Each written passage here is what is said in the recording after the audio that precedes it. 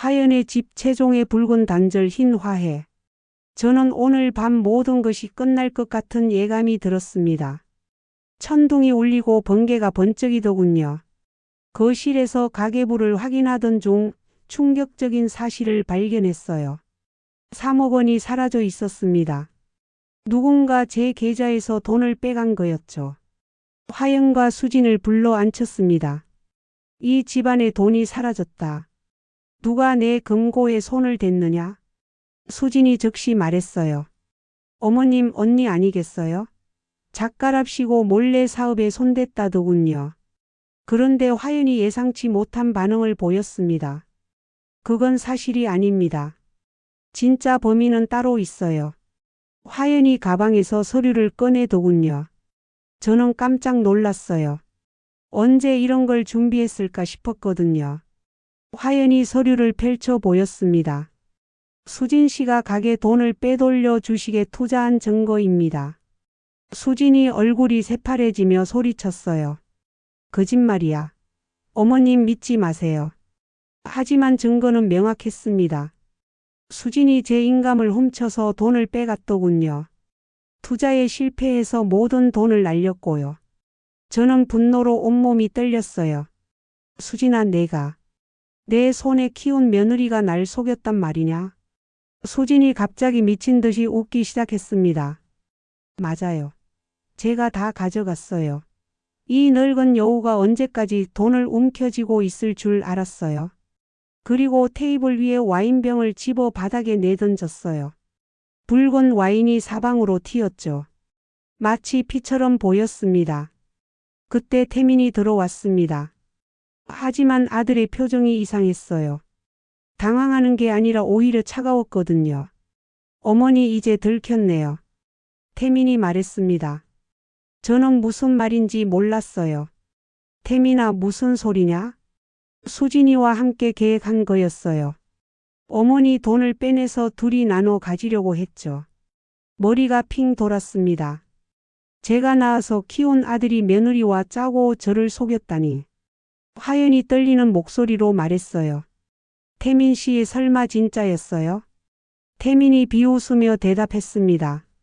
화연아, 넌 정말 순진하구나. 우리가 언제까지 이 늙은 여자 눈치 보며 살 줄 알았어? 수진이 손뼉을 치며 웃었어요.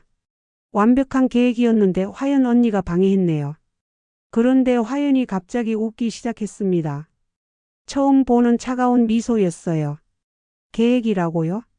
정말 재미있네요. 화연의 목소리가 완전히 달랐습니다.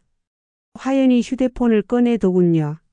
지금까지의 대화가 다 녹음됐어요. 경찰에 신고하면 사기죄로 기소당할 거예요. 태민과 수진의 얼굴이 하얗게 질렸습니다. 화연이 계속 말했어요. 저는 처음부터 알고 있었어요. 두 분이 어머님 재산을 노리고 있다는 걸요. 저는 입이 떡 벌어졌습니다. 순진한 줄 알았던 화연이 이런 계획을 세우고 있었다니. 그래서 일부러 착한 며느리 역할을 했죠. 어머님의 신뢰를 얻기 위해서요. 화연의 고백에 온몸에 소름이 돋았습니다. 화연이 더 충격적인 말을 했습니다. 사실 저는 어머님의 친딸이에요. 저는 의자에서 넘어질 뻔했어요. 뭐라고? 30년 전 어머님이 저를 고아원에 버렸잖아요. 아버지의 외도로 태어난 아이라고요. 머리가 하얘졌습니다. 30년 전 그 일이 떠올랐거든요. 남편의 바람으로 태어난 아이를 정말 고아원에 보냈었죠. 저는 복수하려고 이 집에 왔어요. 어머님이 저에게 한 일을 똑같이 돌려주려고요. 화연이 서류를 더 꺼냈습니다. 어머님의 모든 재산은 이미 제 명의로 넘어와 있어요. 어머님이 치매 진단을 받았다는 가짜 서류로요. 태민이 소리쳤어요. 화연아, 너 미쳤어? 화연이 차갑게 웃었습니다. 미쳤다고요? 30년 동안 버려진 채 살아온 제가 미쳤다고요? 저는 더 이상 참을 수 없었습니다. 화연아, 내가 내 딸이 맞다면 진실을 말해줄게. 모든 사람이 저를 쳐다봤어요. 30년 전 너를 고아원에 보낸 게 아니야. 내 아버지가 데려갔어. 나는 너를 지키려고 했는데 화연의 표정이 흔들렸습니다. 저는 계속 말했어요. 내 아버지가 나를 협박했어. 너를 데려가지 않으면 태민을 해치겠다고 했지. 그래서 어쩔 수 없이 서랍에서 오래된 편지를 꺼냈습니다. 이게 증거야. 내 아버지가 쓴 협박 편지. 화연이 편지를 읽더니 무너지기 시작했어요. 그럼 어머님은 너를 사랑했어. 매일 밤 울면서 너를 그리워했어. 고아원에 몰래 가서 내가 잘 지내는지 확인하기도 했고. 화연이 바닥에 주저앉으며 울기 시작했습니다. 태민이 소리쳤습니다. 거짓말이야. 어머니가 나보다 화연을 더 사랑했다고? 저는 마지막 비밀을 털어놨어요. 태민아, 너도 사실은. 태민의 얼굴이 굳어졌습니다. 너도 입양한 아이야. 화연을 보낸 후 너무 외로워서 고아원에서 데려온 거였어.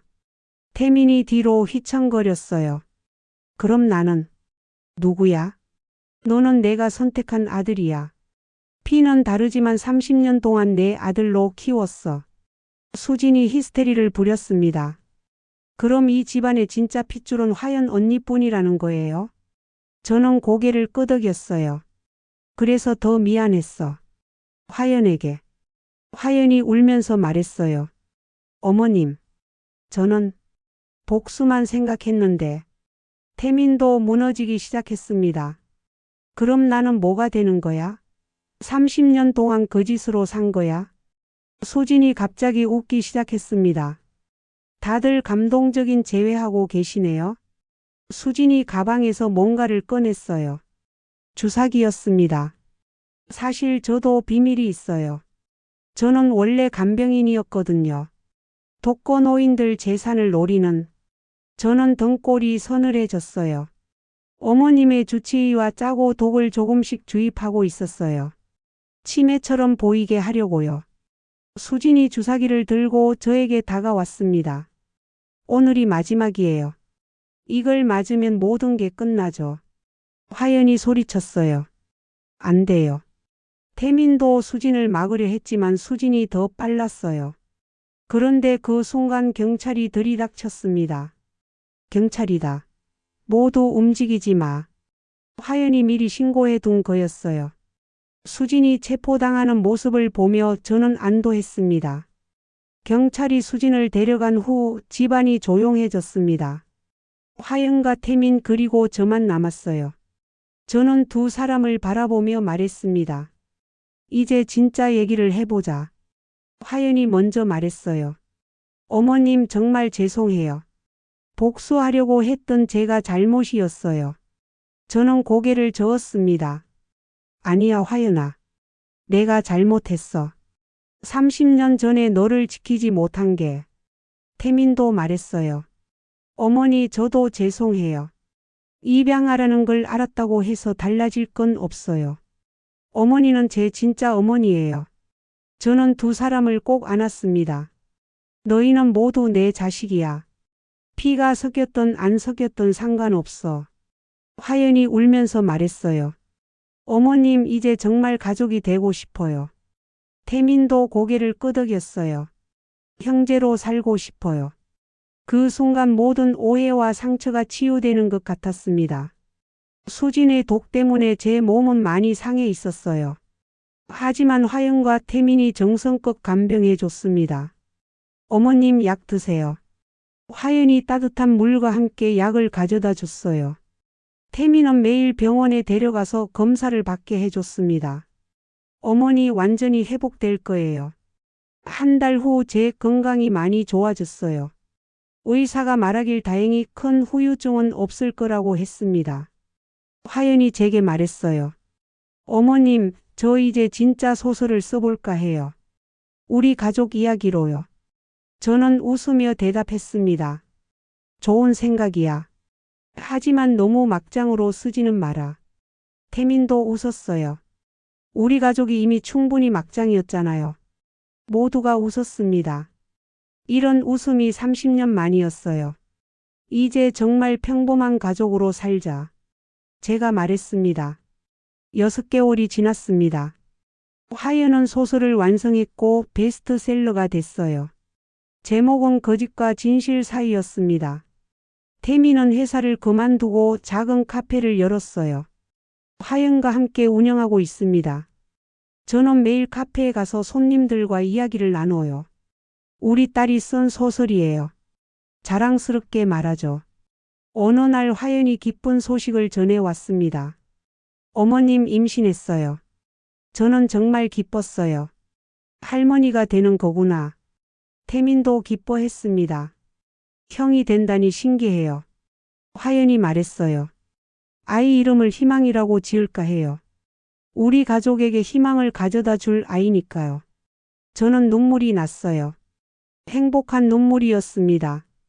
수지는 감옥에서 10년형을 받았다고 들었어요. 저는 그녀를 용서하기로 했습니다. 미움으로는 아무것도 해결되지 않거든요. 1년 후 화연이 아들을 낳았습니다. 정말 예쁜 아기였어요. 저는 손자를 안고 생각했습니다. 가족이란 피로 이어지는 게 아니라 사랑으로 이어지는 거구나. 화연의 소설이 드라마로 제작된다는 소식도 들렸어요. 어머님도 출연하세요. 화연이 제안했습니다. 내가 무슨 연기를 해? 저는 웃었어요. 어머님 자신의 역할을요. 세상에서 가장 강한 어머니 역할 말이에요. 태민이 카페 옆에 작은 서점을 차렸어요. 화연의 소설이 베스트 코너에 진열되어 있습니다. 매일 저녁 우리 가족은 함께 저녁을 먹어요. 손자의 웃음소리가 집안을 밝게 만듭니다. 저는 강명숙입니다. 파란만장했던 우리 가족의 이야기가 이제 평범하고 행복한 일상이 됐어요. 진짜 가족은 혈연이 아니라 마음으로 만들어지는 거라는 걸 깨달았습니다. 늦었지만 행복합니다.